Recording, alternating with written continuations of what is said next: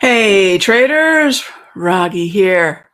Welcome to Charts and Coffee. Great to have everyone here. Happy Wednesday. Hope everyone's doing well.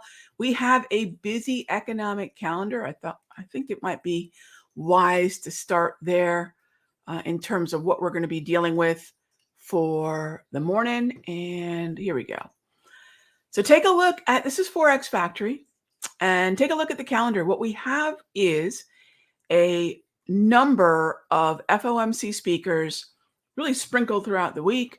Luckily, Powell was first and not, later in the week. So we had a pretty good idea of what to expect. Chances are the only reason Williams or Barr or Waller or whomever else might sound a little different than Powell is if that they've agreed that the overall marketplace has not interpreted their messaging, meaning Powell's messaging, correctly. So maybe some course corrections. If not, they're just going to echo his sentiment usually.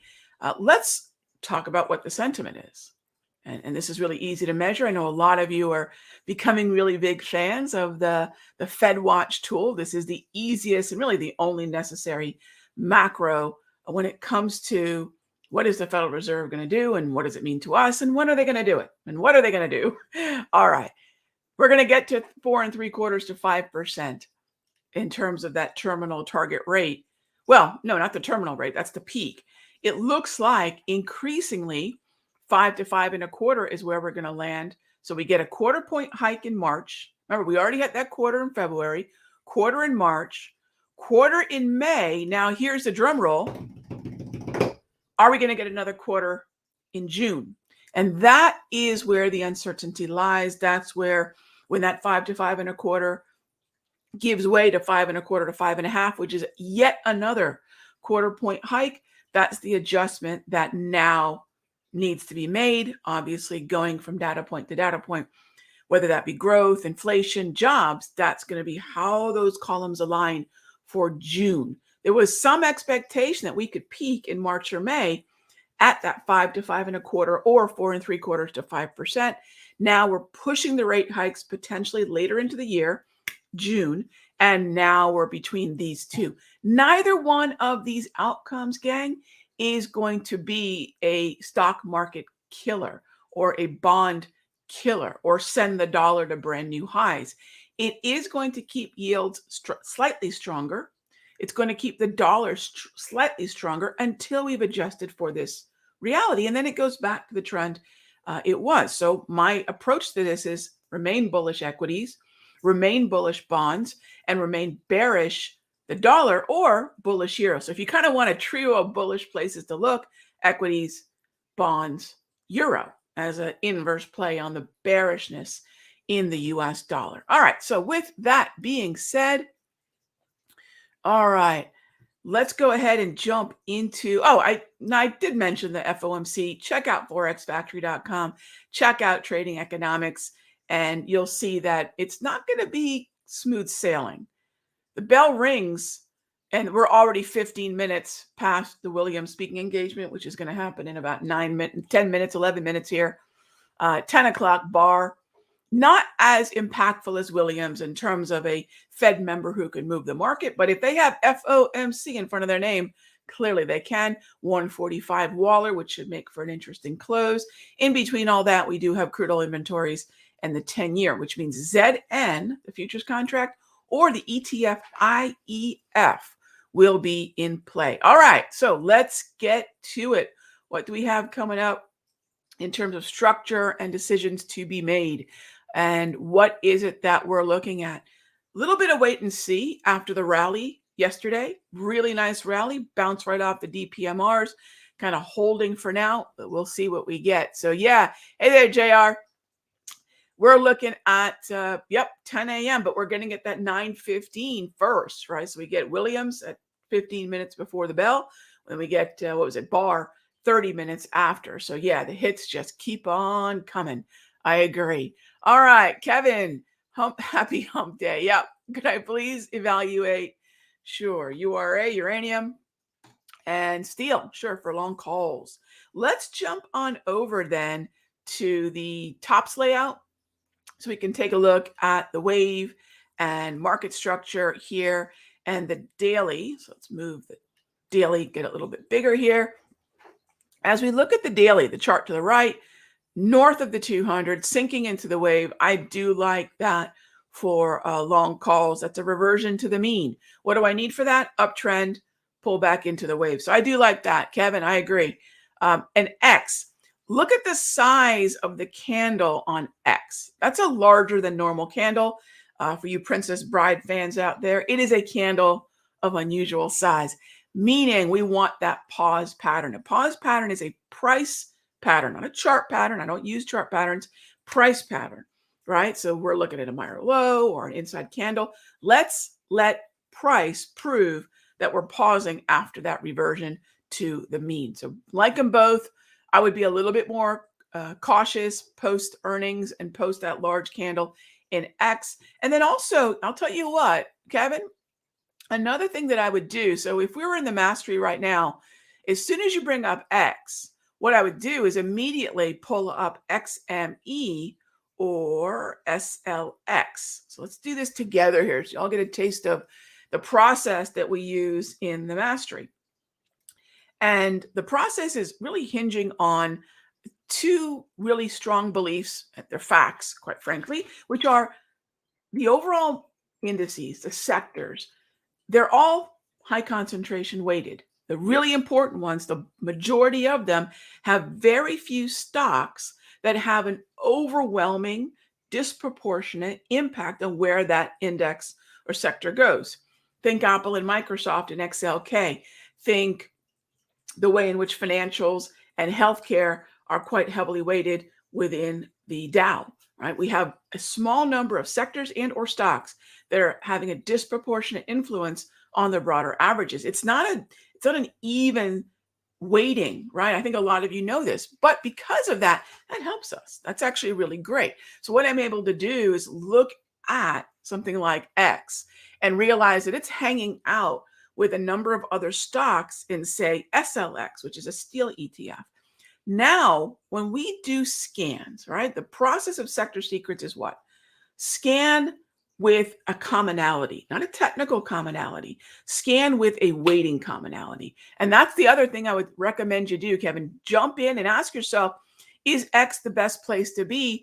Or could I find some clarity elsewhere within a group that obviously you've singled out with X, but could possibly be a little bit more beneficial to your overall watch list? Remember, our watch list dictates in a large degree our trading success. Spend some time on that watch list, dial that in, and then I love how you're playing that directionally, Kevin. Love it. All right, Stacy, remember to hit the like before you leave. Absolutely. I appreciate that, Stacy, my fan club president. All right, moving on to Prince. Can I explain what swing high low, what a swing high low is? A swing high and low, and is it usually a default first target for a wave entry? So swing highs and lows, it does have sort of a randomness to it, right? What does that actually mean? It probably depends on who you ask, right? So first of all, let's define what a swing is. The probably the common way to look at a swing is it's sort of it's a shift, right? So one way to look at a swing is a shift, right? Where did price action shift? All right. How do we define then the shift? And in the definition of that, right? Now remember, don't just say, okay, I'm looking for a swing. Know what the definition is. For me, I'm going to define a swing most often as a minor high price pattern or a minor low price pattern. We've automated that with the Darvas 3.0. There's actually the signal that I talk about in Darvas 3.0 is actually that pattern, that price pattern. That's what I look at as a swing high low. It has to accompany that pattern. Otherwise, what's the process? right? One of the cool things about creating an indicator is taking something that we might have been doing in a more subjective way based on experience or whatever, and then make it mechanized. That forces us as traders or indicator builders to say, well, I need to find the pieces, those tiny pieces that make whatever true, right? So for me, what makes a shift, what makes it true, the definition is that pattern, the minor high or the minor low pattern. And is there an indicator for it? Yeah, the best one's going to be the Darvish 3.0, where we not only automate the support and resistance on the chart. Nothing really does it better than that. 70 years time tested. And then adding to it what I like, which is the minor highs and the minor lows. All right, next up. Thank you for the question, Prince. And as far as the default target for a wave entry, I do like that. Yes, I do like that. That is very often what we're going to use. It's not the only thing I'll consider, but it's probably my first go-to. Yeah. All right. Hawk asks, what would a setup in Starbucks look like? Well, I would go through that process, Battlehawk, that I walked Kevin through.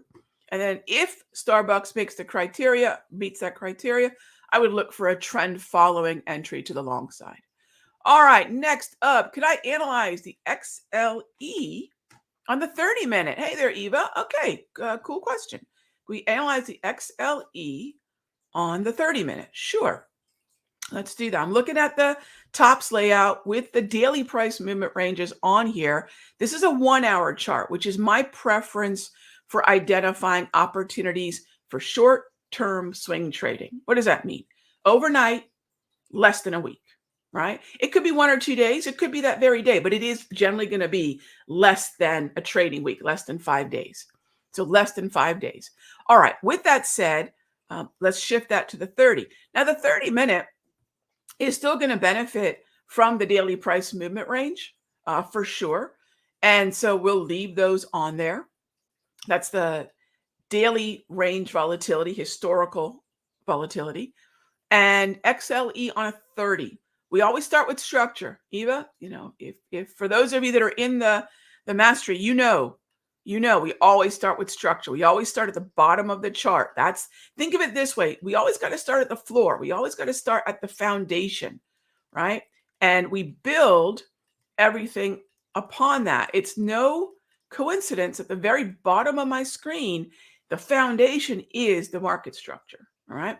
Okay. We go up from there. This is generally bullish. So I would look to buy the dip, mean reversion, 200 propulsion. Yeah, that would be absolutely the way I would go. But let me walk you through the first trade that preceded it. So I'm not picking one out. This is the trade that preceded the next one that could come up. Take a look right there. So the one that preceded it was a choppy market environment, sunk into the DPMR for the better part of 1, 2, 3, 4, 5, about 6 hours, maybe almost 7, sunk into the support of the daily price movement range, which, by the way, is automated. It's automated and sitting on your screen. So when price gets down there, you can set an alert to go off and say, hey, I think I want to buy this thing, or maybe I'm going to buy calls on the XLE. And that was the trade that preceded it. Okay, that was the trade that preceded it. So the next one I'm going to be looking for is a reversion to the mean. My definition of the mean, which it's going to vary from trader to trader. There is no one mean, which all that means is average, right? It's the 34 EMA wave. Thanks for the question, Eva. Good stuff. I like when you all ask me about time frames that I don't necessarily trade, because I really love showing you all that while we can pick our favorite time frame, the one that serves our needs for whether our limitations to access the market or our desire to be more active in the market, a sound set of indicators and a time-tested strategy will work on any time frame, which is to say it needs to be universal, work on everything, and it needs to be robust, work well, right? And that's the way we always want to think about it. So thanks for the question. Hey there, Stephen. Thoughts on long AGI?